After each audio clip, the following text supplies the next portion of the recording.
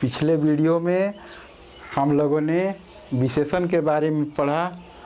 आज हम लोग क्रिया के बारे में जानेंगे। क्रिया किसे कहेंगे? जिस शब्द से किसी काम को करना या होना समझा जाए उसे क्रिया कहते हैं। जैसे राम पढ़ता है, मोहन लिखता है, सोहन खाता है। इस तरह से खाता, लिखता, पढ़ता जो है या क्रिया हुआ। इसी तरह से धातु, हिंदी में धातु या संस्कृत में धातु होता है, उसको मूल रूप कहा जाता है। जैसे हो, खा, पढ़, लिख इत्यादि, इसको मूल धातु का मूल रूप कहा जाता है। मूल रूप में ना जोड़ने से क्रिया का समान रूप बनता है। तो समान रूप कैसे बनता है? जैसे धातु में ना लगाने से समान रूप बनता है। जैसे होना, खाना, पढ़ना, लिखना, हंसना इत्यादि। यानी हो में ना लगा देने से ये क्रिया का समान रूप हो गया, और पढ़ में ना लगा देने से क्रिया का मूल रूप हो गया। इस तरह से क्रिया का मूल रूप में समान ना लगाने से क्रिया का समान रूप बन जाता है। अब क्रिया का भेद जानेंगे। तो क्रिया के दो भेद होते हैं। सकर्मक क्रिया,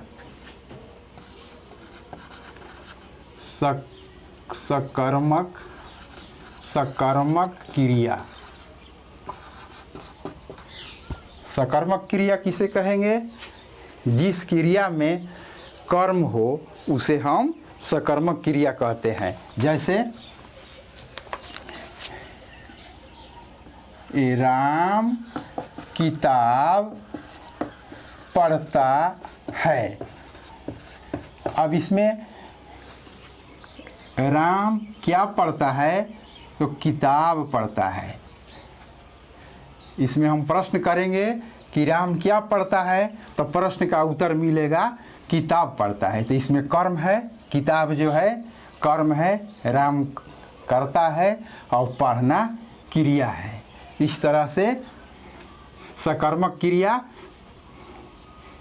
जो पढ़ना है यहाँ कर्म के साथ है, इसलिए इसको हम सकर्मक क्रिया कहेंगे। ठीक इसके उल्टा अकर्मक क्रिया। अकर्मक क्रिया का मतलब होता है उसमें कर्म नहीं है, अकर्मक है। जैसे राम पढ़ता है। राम पढ़ता है, राम क्या पढ़ता है? प्रश्न पूछेंगे तो कि राम क्या पढ़ता है, इसमें कुछ आता नहीं है कि वह क्या पढ़ता है, केवल पढ़ता है। क्रिया तो करता है लेकिन कर्म नहीं इसमें है, इसलिए इसको हम अकर्मक क्रिया कहेंगे। अब क्रिया के अन्य रूप, जैसे प्रयोग की दृष्टि से क्रिया 4 प्रकार की होती है। अब इसको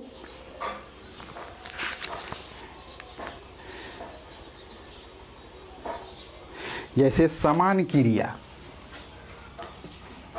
प्रयोग की दृष्टि से क्रिया के 4 भेद हैं। जैसे सामान्य क्रिया, तो समान क्रिया में हो जाएगा जिस क्रिया में एक ही क्रिया का प्रयोग हो उसको हम समान क्रिया कहेंगे। जैसे राम किताब पढ़ता है, यह समान क्रिया है।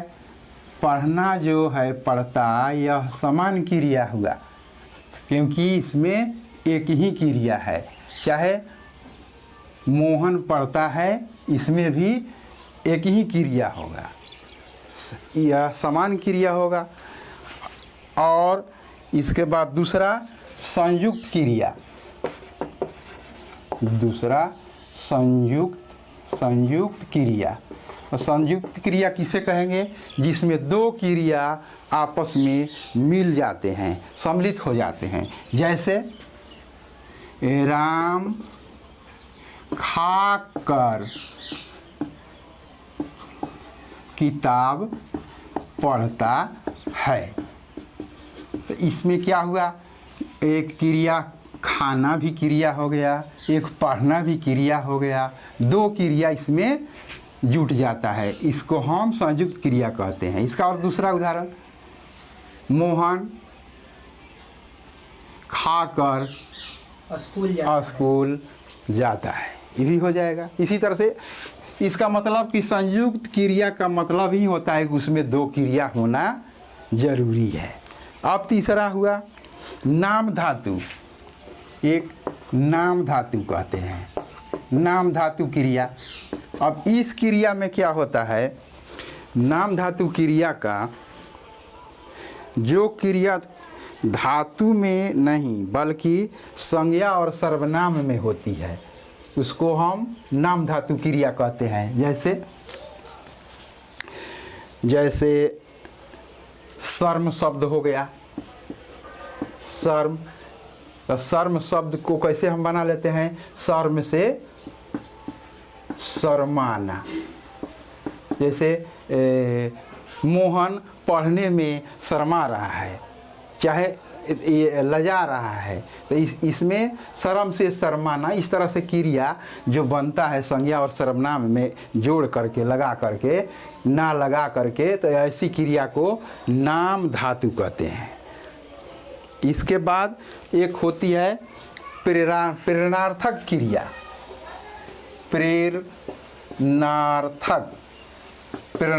क्रिया, यह एक ऐसी क्रिया है जिसमें कर्ता किसी कार्य को दूसरे से करवाता है।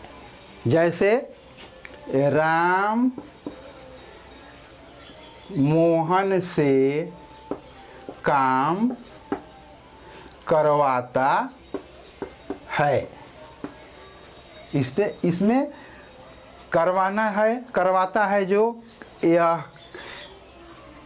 प्रेरणार्थक क्रिया हो गया, क्योंकि यह एक राम के प्रेरणा से मोहन काम करता है। इसी तरह से जिस तरह से मान लीजिए सोहन राम के कहने पर घर गया, तो इसमें प्रेरणा मिलता है, चाहे कि मोहन सोहन जो है घर जाइए। तो इस तरह से प्रेरणार्थक क्रिया में एक दूसरे के द्वारा कार्य करवाने, जैसे मान लीजिए कि करना, कराना, करवाना, इस तरह से रूप चलता है। पढ़ना, पढ़ाना, पढ़वाना, इस तरह से। तो ये जो होता है यह प्रेरणार्थक क्रिया होता है। प्रेरणार्थक क्रिया में एक दूसरे के माने प्रेरणा से क्रिया संपन्न होती है, इसलिए इसको हम प्रेरणार्थक क्रिया कहते हैं। इस तरह से क्रिया का सकर्मक क्रिया, अकर्मक क्रिया और प्रयोग के दृष्टि से चार तरह की क्रियाएं हुई। संयुक्त सामान्य क्रिया, जैसे राम किताब पढ़ता है। संयुक्त क्रिया, राम खाकर किताब पढ़ता है, दो क्रिया इसमें संलग्न होती है। नाम धातु क्रिया, जो संज्ञा सर्वनाम में शब्द जोड़ करके, जैसे शर्म से शर्माना, जैसे अब इसका उदाहरण बन जाए कि सीता शर्मा रही है, शर्मा रही है, चाहे लजा रही है, इस तरह से ये क्रिया जो होगी वह नाम धातु क्रिया। प्रेरणार्थक क्रिया, जैसे राम मोहन से काम करवाता है, यानी जिससे प्रेरणा मिलती है कि वह काम करे। एक दूसरे के कहने पर कोई कार्य संपन्न होता है, चाहे वही कोई कार्य किया जाता है, तो उसको हम प्रेरणार्थक क्रिया कहते हैं। इस तरह से क्रिया का रूप समाप्त हुआ, और फिर अब हम लोग मिलेंगे अगले वीडियो में। धन्यवाद।